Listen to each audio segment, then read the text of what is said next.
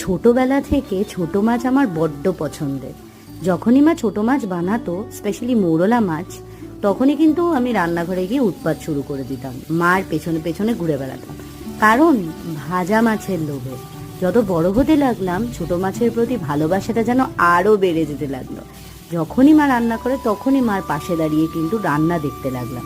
আজ ভাবলাম তোমাদের সাথে একটু শেয়ার করি। আজ মা বানাচ্ছিল আলু দিয়ে মৌরলা মাছের ঝোল, কারণ যা গরম পড়েছে, এই গরমে যেন কিছুই খেতে ইচ্ছা করছে না। সেই জন্য একদম ঝোলঝোল জিনিসপত্রই যেন সবচেয়ে ভালো লাগছে খেতে, তৃপ্তি লাগছে। এমনিতে শীতকালে মা পেঁয়াজকলি দিয়ে কিন্তু এই মাছের ঝোল করে, কিন্তু গরম যেহেতু পেঁয়াজকলি পাবে কোত্থেকে, সেই জন্য অগত্যা একেবারে লাল লাল ঝোলঝোলে লাস্টে কিন্তু ধনে পাতা দিয়ে তৈরি করে নিল মৌরলা মাছের ঝোল। জানাতে ভুলো না কেমন লাগলো দেখতে, খেতে তো হয়েছিল